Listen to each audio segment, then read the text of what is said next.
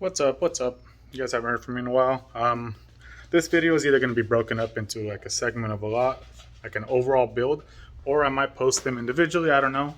But here's what I've been up to. This is what we're doing today. Yep.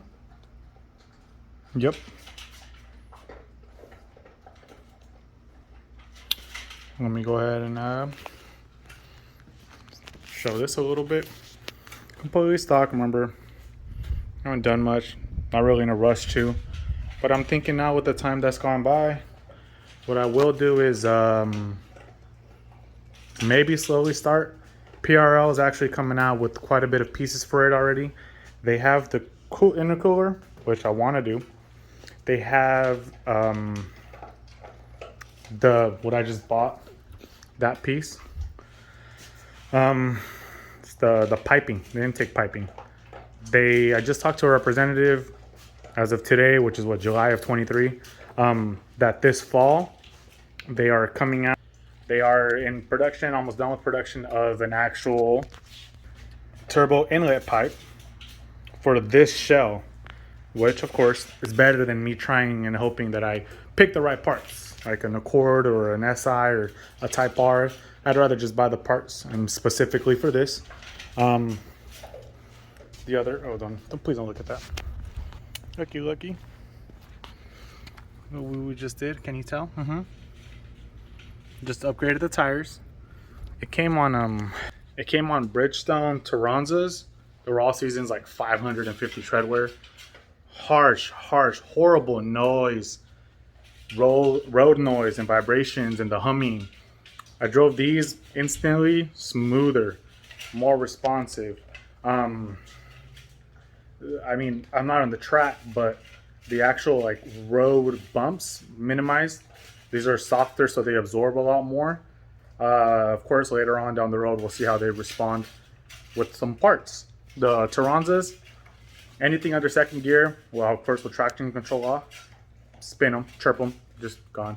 So we'll see here. So yeah, let's get started. So I'm gonna do this with one hand. True unboxing. Let's see.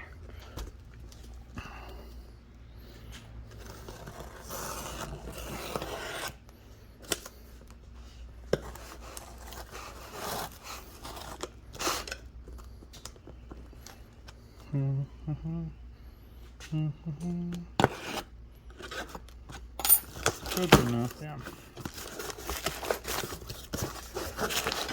True unboxing of whatever this is. There it is.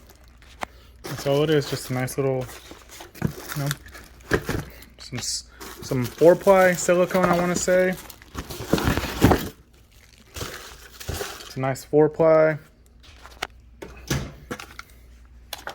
Another breather and the clamps. Seems pretty straightforward. So we'll get started on this soon enough. I have the car up, oil change time, and then we'll do it after. All right, be back in a bit. All right, got it. So it seems pretty straightforward. These 4, use a screwdriver, or of course, if you have that attachment for a gun. These, I think this whole thing comes off with the piping, because in this one, it already has everything. So, you know, the bolts, I'm not going to touch those because this goes right in. And then those 2 vacuum lines going on top of this. I might have, those stay. This right here is going to be a little bit of a problem. Let's see if I can kind of accurate smart. Look, they put it backwards. So I got to get back here, mess with it. That's going to be fun. All right, little by little. Leave it to me to do this in 100-degree weather. It's off, pretty straightforward. I don't have any like little picks, so I used the smallest Allen wrench I had to kind of pry the vacuum lines off of this. Pop. Got it like right under and just kind of moved it around. This one, let me show you. So this itself is not, this one doesn't come off. It's like one of these like, it's like a pinch or a rivet design. So don't even try to take it off. Just do the same thing, pry this off. Be careful, don't pull on this one too much. Like, don't pull on it, just don't want to pull on it. I mean, I know this is the breather for the you know, the valve cover, a breather for it, but I don't know what's in here, and these are also rivets. So if you pull too much, you might rip this or mess with this. And of course, being a newer car, they're probably going to charge an arm or leg just for that little boot, and then you'll have to change over the clamp styles, and then that's when you kind of start going down that hill of all those miscellaneous parts. So don't do that. Here's a new one. So we're gonna probably dress it up, get it ready to go on, and I'll start on that point. All right, just like I thought, pretty straightforward. That slides right in, perfect. It's a tight fit, which is good, but I just found that, give me 1 sec. Recording. Go. All right, so it's pretty straightforward. It's a tight fit, but that's good. So what we do here is just bend it. Grab it all the way through, bend it, and the pressure alone should kind of snap it into place. Now down here it's pinched, but now we're over here.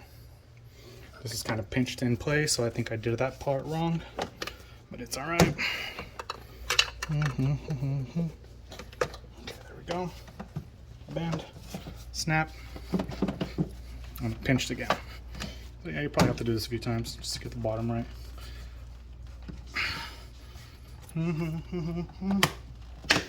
There we go. Snap, snap. I put this part on first. This just went right in. And now, you know, line up your clamps. And these should go right back in the same spot. Of course, you want to turn it, get it as far away from the hood as you can. Right about here. And that's it. The last bit of this should just be tightening everything up. Where is this? It's kind of loose. It's kind of tight. There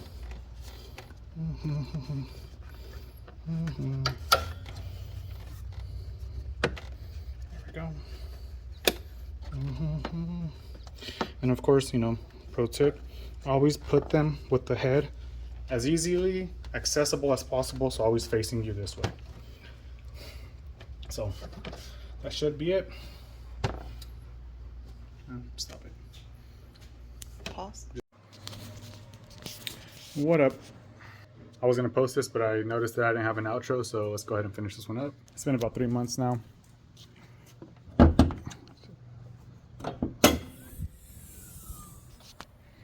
PRL with the K&N drop in. PRL does this stage one, like they'll sell you this, and then their drop-in filter, but I already had the K&N. So with this one, pretty nice. Haven't really noticed too much besides, I want to say, how would I state it? You can kind of hear like the turbo spool a little better. I mean, you know, more air is coming in easier. I'm just waiting for PRL to, you know, put out their production version of the turbo inlet for this shell. That way I don't have to worry about all the pieces and stuff. I'll try to mix and match other cars pieces into this shell. But for the most part, pretty good. Nice. You get more torque, or it spools faster, I guess. So I can't imagine. Well, I can, I guess, how much smoother it'll be with that turbo inlet pipe. I don't know, guys. Everything's good here. So 3 months now with this, smooth, especially during these like fresher days, colder nights. You can really hear it. All right, we out. Oh, P.S. I already took it into took it into the dealer, and they did. I think they did some maintenance things. And no, this, as far as this is right now, there's no reason to avoid warranties or anything. So far so good. That's already a plus, in case you guys were wondering. So we'll see how it goes with more future mods. All right.